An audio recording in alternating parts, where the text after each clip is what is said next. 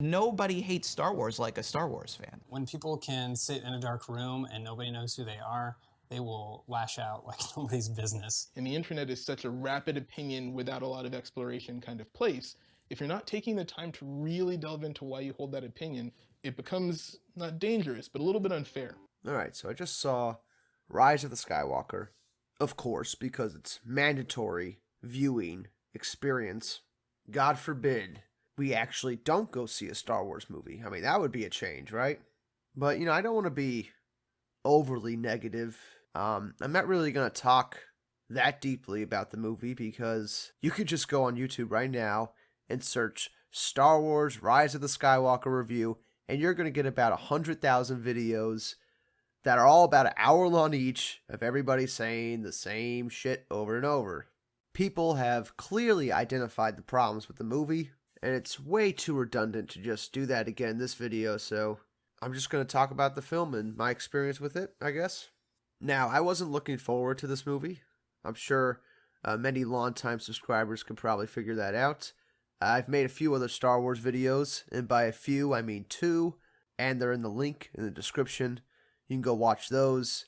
My video, Star Wars Sucks Now, was one of the earlier videos I made on this channel.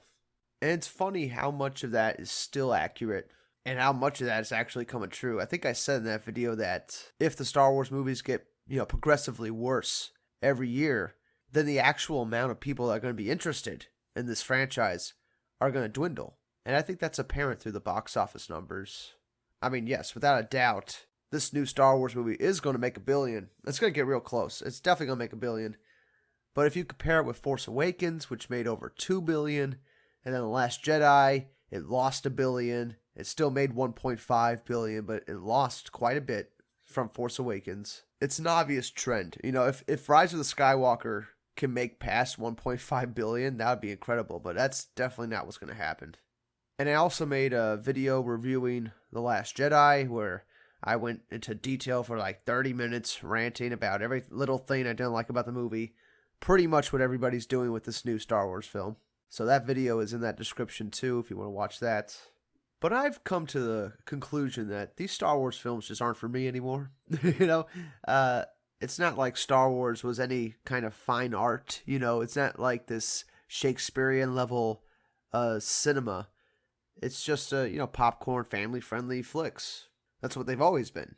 In fact, I fell in love with Star Wars when I was a kid watching Attack of the Clones. Some people say the worst Star Wars film. That was my initial exposure. And then I went back and watched Phantom Menace, and then I was hyped to see Revenge of the Sith in theaters.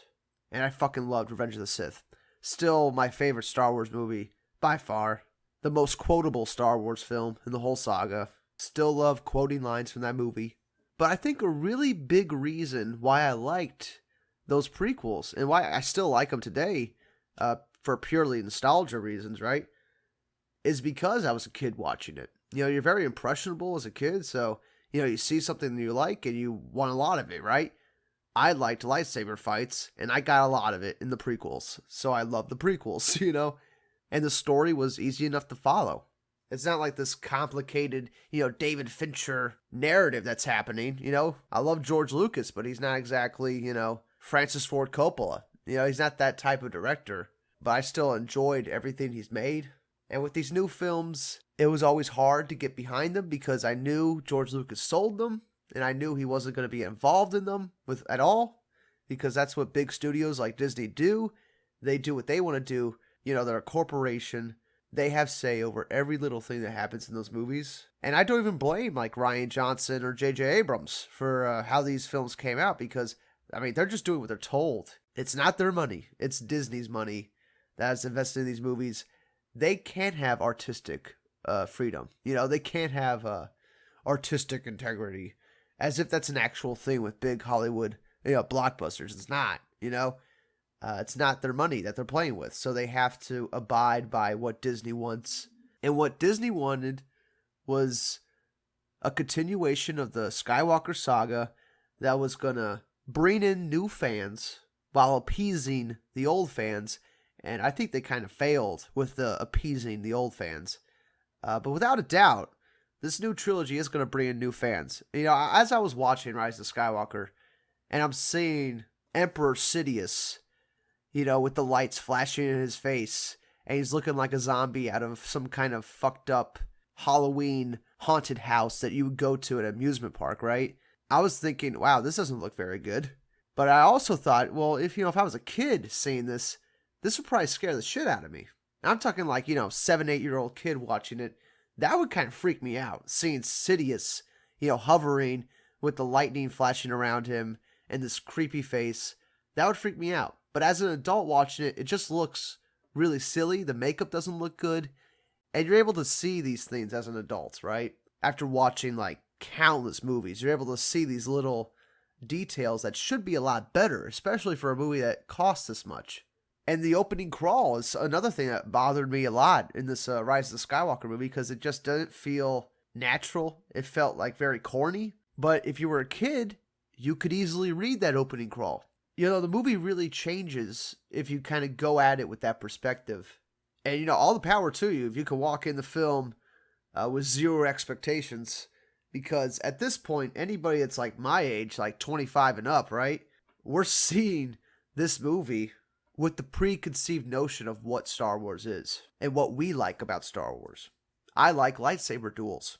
We only get like 2 in this sequel trilogy. So right there, I'm not exactly impressed with the sequel trilogy. And I walked into this Rise of Skywalker with very low expectations. I saw the critical scores were split. And, everybody was very divisive about the film. You either love it or hate it. And I walked out of the movie not liking it at all. I was feeling like I was hating it. And there was a lot of the movie that I hated. I hated how easy everything was. Everything in the movie is just easy. A lot of convenient things happen in the movie. And it just felt like really lazy writing, which is shocking because Chris Terrio, Oscar winner for Argo, and, wrote one of my favorite movies, Batman vs. Superman. If you haven't seen the Ultimate Edition, go watch that. But he's a great writer. And he was writing this new Star Wars film, and it still didn't make a whole lot of sense. It still felt choppy. It still felt rushed. It still felt too convenient. And that's with Chris Terrio writing it. So there must have been some kind of mandate, by the big studio heads to not take that many risks with the film. And I wonder if that was the case. Maybe Chris Terrio really didn't have much of a choice. Maybe they were rewriting it every day on set. Because that's what it feels like when you're watching the movie. It feels like they're just coming up with new lines like every scene. Like they don't have any clear-cut plan. And if you watch any video on YouTube right now talking about this Star Wars movie, this new one, and this actual sequel trilogy, you'll see everybody say that Disney didn't have a plan for this trilogy. And that's right. They went movie by movie. They were reactionary. They did that so they could change the movies based off audience reactions. And what they clearly should have did was do a Lord of the Rings and actually film all 3 films back to back in 1 year. Have a nice story, take 2-3 years to put it together and just make all the films at once and then release them year after year and make your money back. It was a guarantee that people were going to show up for Star Wars. Guaranteed money. You could have put anything on the screen and people would have showed up. So instead of being reactionary and changing each film and changing directors midway through, stuff that doesn't make any sense if you have a clear vision, right? So instead of doing that, you film all 3 films back to back with J.J. Abrams and whoever wants to write it, and you put them all out, good or bad. If they're bad, they're bad. Either way, people go see them. They're bad right now. To me, these films aren't good films, and they're making a shit ton of money. So it doesn't really matter the quality. But if they were good to great, then you're tripling, quadrupling your money, right? So it doesn't make any sense why they decided to make the movies like this, and why you would, give a completely different director, free reign in the second movie, which, I don't think he really had free reign. I think he had some ideas, and he was able to convince Disney to do them, which, Disney definitely regretted because they instantly went back to J.J. Abrams for Rise of the Skywalker. So that's something Disney instantly regretted, letting Rian Johnson make The Last Jedi. So it's clear that they fucked up this trilogy. Everybody on YouTube can tell you that. That's not a special thing to point out. They didn't have a plan. Oh, no shit. Really? Like, of course they didn't have no plan. Have you seen the movies? They had no idea where they were going. Apparently, Emperor Sidious wasn't ever supposed to come back in this trilogy, but they did it because they wrote themselves into a corner. Now, if people like really love this new Skywalker film, that's great, you know. I don't really care. Let's see how people feel about the film, 5 years from now when they're going back and rewatching it. Let's see how they feel about it then. But I'm telling you, on this first viewing, I was falling asleep. I really can't remember large chunks in the middle of this movie. I'll be honest, like, it was so uninteresting. I don't even remember how we got on the desert planet. I don't even know if that was Tatooine or whatever, where she's running and cuts the Kylo Ren's ship, with her lightsaber doing this ridiculous flip. I don't even remember how they got on that planet. So people want to say it's a great movie. It wasn't able to keep my attention. So clearly there's something wrong with the movie. All right. It's not like it's this grand, amazing work of fiction, that we can't just comprehend. No, it's overly simplistic, and it's so simplistic and tedious and dull that you just kind of phase out of it, and then you come back in when something exciting happens, right? That's the kind of film it is. And you know who that film is perfect for? Kids. Kids are going to love this shit. And that's good, they need entertainment too. And Star Wars is for kids. It's always been for kids. And if you want more adult Star Wars stories, I mean, you got all the expanded universe books. You got a lot of video games, rated M, kids can't play those. So, my final thoughts on Rise of the Skywalker, after seeing it once, is that I have no desire to really watch the film again. I have no desire to really watch this trilogy ever again for the rest of my life. I hope they never continue with the Skywalker saga. I hope this is really the end, and that the next trilogy or whatever they do is a completely new storyline with new characters, and they start at episode 1 again with some completely new storyline. This episode 1 through 9 is the Skywalker saga. Now let's get another episode 1 through 9 with some other saga, with some other people that probably takes place much earlier than where it's taking place right now. I'm thinking like Knights of the Old Republic type stuff. Let's get a 9-episode story arc with that now. And let's fucking never talk about the Skywalkers again.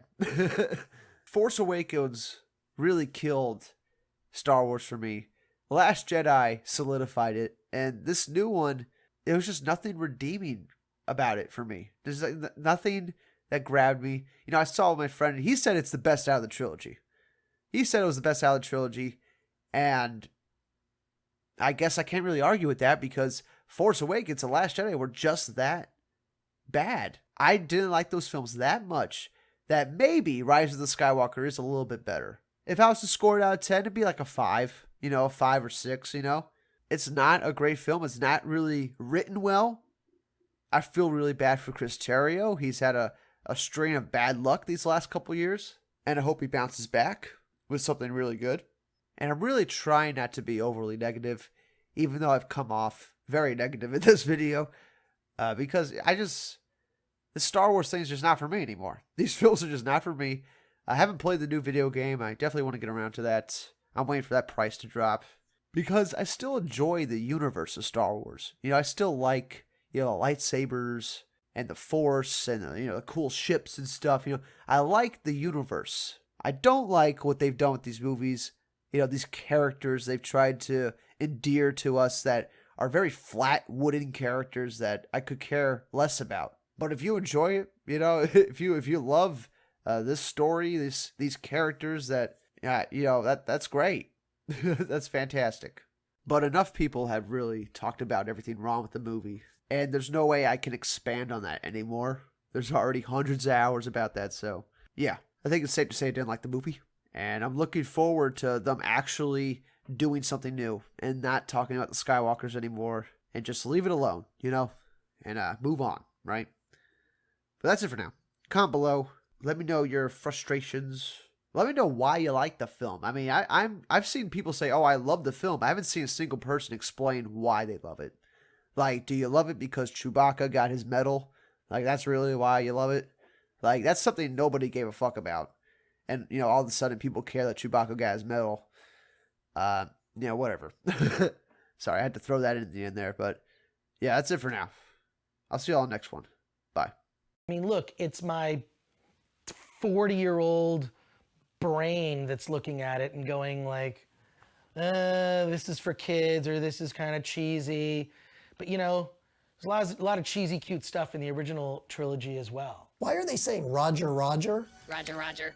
You know, is this a tribute to Roger Ebert? No, I don't think so. They're going Roger, Roger because kids will find it funny. Not because what adult laughed at Roger, Roger? The primary audience of Star Wars has always been young people. You know, you can go back to, interviews before Star Wars even came out. You know, after American Graffiti, he decided to go the Disney route and make a children's film.